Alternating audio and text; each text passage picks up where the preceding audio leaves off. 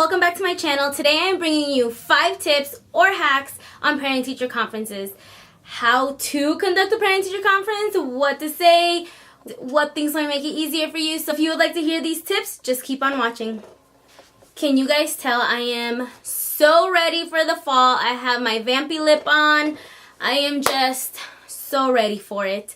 Anyways, we're gonna go ahead and get started. As you guys know, this is my 5th year teaching, and we have parent-teacher conferences multiple times a year. Yes, I know it's such a long day. You probably are at school for close to 13 hours on those days, but there is some things that you can do to make conferences go by a little smoother. So today, I am gonna go ahead and go over 5 things with you. I actually just had conferences on the 14th of September. Next conferences will be October 20th, I think, 24th, something like that. So about a month away. They are pretty close together. Let me know down below how far apart your conferences are. Anyways, I'm going to go ahead and get started. Tip number 1, self-groom. Yes, you heard that right. Self-groom. I know that it gets hectic. I know mornings are so busy, and I know some of you are thinking, self-groom? Really, Joanna? Really? But yes, you'd be surprised how many people need to be told. So on parent-teacher conferences, I mean, you should always be self-groomed while at work. But I know sometimes, and I am guilty of this, I don't do my hair as often as I should. I brush it out and I make sure there's no tangles in it, but I don't per se straighten or curl it every single day. But for parent-teacher conferences, you really should self-groom, put a little more effort in. If you don't wear any makeup, that's fine. I'm not telling you go out and buy makeup so you can wear it for parent-teacher conferences. Although, I know there are some teachers who never wear makeup and then maybe just put on a little mascara or a little foundation for parent-teacher conferences. But what I mean by this is at least make sure that your hair is looking okay. And I'm saying this is hack number 1 because trust me, parents judge you. They do. We might want to think that they don't and that they think the world of us, but that's unrealistic. Let's be real. They judge you. If you don't look professional, if you don't have your hair done, they're gonna think, well, if you don't even have time for yourself, how do you have time to teach my child? Okay, so self-groom. Tip or hack number 2. Clean up your room. Yes, tidy up a little bit. I know that you still have almost a full day of teaching the nights that you have parent-teacher conferences, but you should have about 10 minutes, or even if your conferences start right after the kids are dismissed like they did in my old district, take those last 10-15 minutes of the day, have your kids read a book quietly and clean up your room. You have no idea what big of a difference it will make. It will make you feel more at peace. It will welcome parents into a calm environment, and it's a positive that they'll see or think that you are organized. Now I'm actually going to go ahead and get into the actual conferences. So for hack number 3, I really want you guys to think about saying positive things about every single child. There is something positive about every single child. I know I've been there where you have a child, a student that just is very difficult behaviorally, academically, and in any way you might think they could be. But guess what? There is at least one positive thing that happened throughout the first quarter. There has to be. Whether it be something super small as he followed directions when we were doing reading. He sat quietly and listened to the read aloud. He followed directions quickly when I asked him to put his pencil away. He or she is good at sharing when we are using manipulatives and they have to share with their group. Any little thing. I heard little Johnny saying something kind to his friend. Anything positive. You need to find at least one positive thing to start off your parent-teacher conferences with. Because if you start right off on a negative note, I mean, just think about it. If you went to your child's school, and some of you may not have children yet. If you went to a conference of somebody that you loved dearly, that was your whole world, and this person speaking about them had nothing but negative things to say, how would that make you feel? You would feel like you and the person you love the most are being attacked. And yes, I know there are many, many times that you have to have difficult conversations with parents about behavior, about academics. Trust me, I've been there. I've done it. I know how you're feeling, and I know sometimes it's really hard to find something positive, but there is, I promise you, there is at least one positive thing. And like I said, it can be something so minuscule as he was being kind to others. He was sharing the manipulatives while we were doing math. Any tiny thing, just be sure to start off on a positive note. It will make the world of a difference, because if you start negatively and negatively, that parent will never want to speak to you again. That parent will not work with you. That parent will not be supportive of what you want to do with their child, even if you have a plan for them to better their academics or their behavior. And now, that's not always the case, but 9 out of 10 times, if the only thing you are speaking to a parent about are negative things, they won't want to work with you. If they think that you don't see anything positive in their child, why would they want to see something positive in you? Think about that. Hack number 4, have an action plan. And this goes in regards with having a difficult child.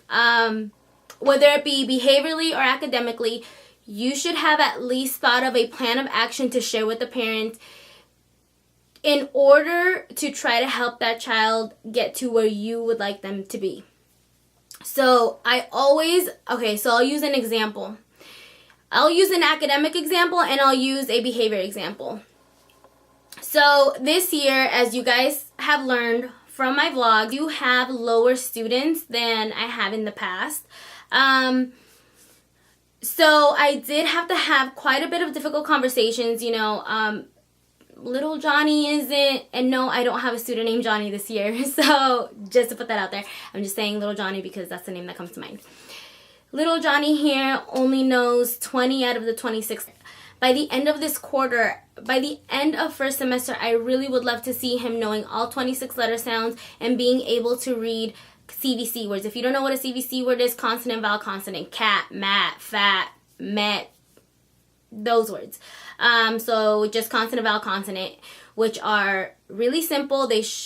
Students in kindergarten should be able to read those, especially towards the end of the year, along with sight words. And little Johnny only knows 5 sight words so far. So here's my plan of action. I plan to pull him back every single day, as I have been doing for this last month. During that time that I pull him back, I am working on sight words, and I am working on letter recognition.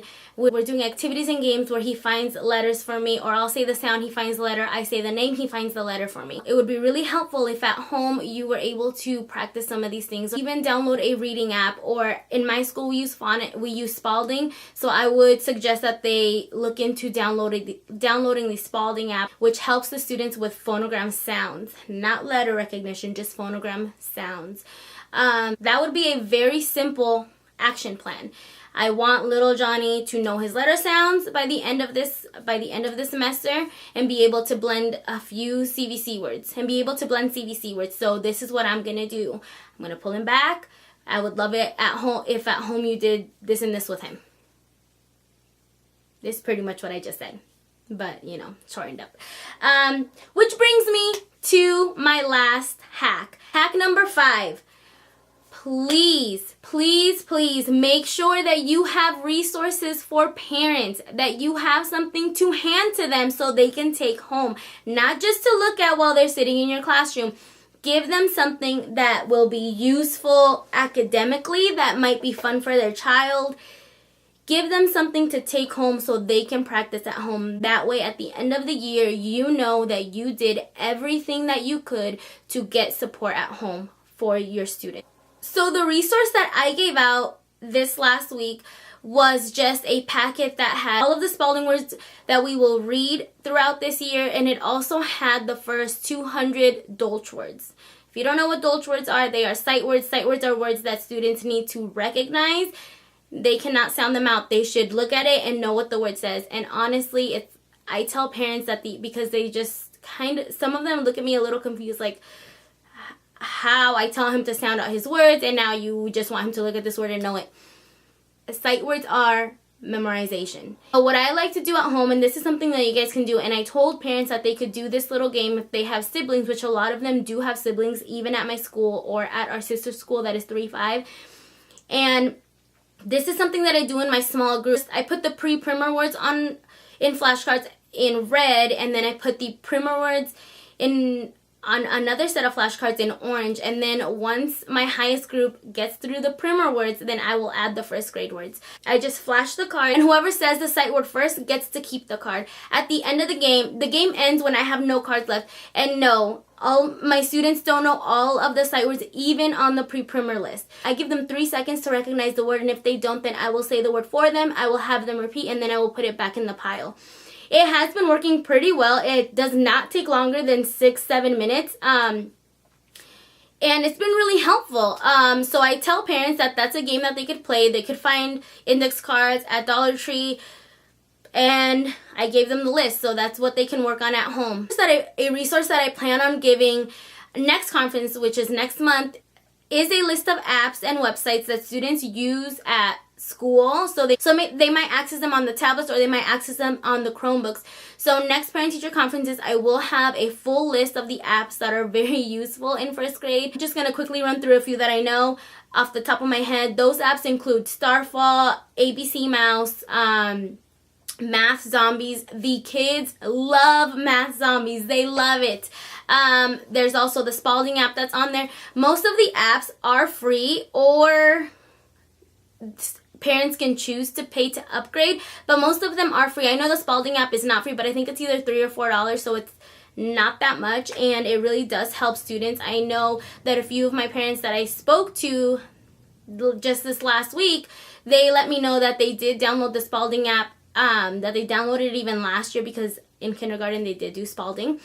So what I'm trying to get to is just have resources, whether it be a list of sight words, a list of spelling words for the year, anything like that will benefit your kids if they are exposed to it at home. I 100% believe that. Anyways, those were my 5 hacks for parent-teacher conferences. If you like this video, please be sure to give me a thumbs up, and don't forget to subscribe so you never miss another video with me. See you guys in my next video. Bye.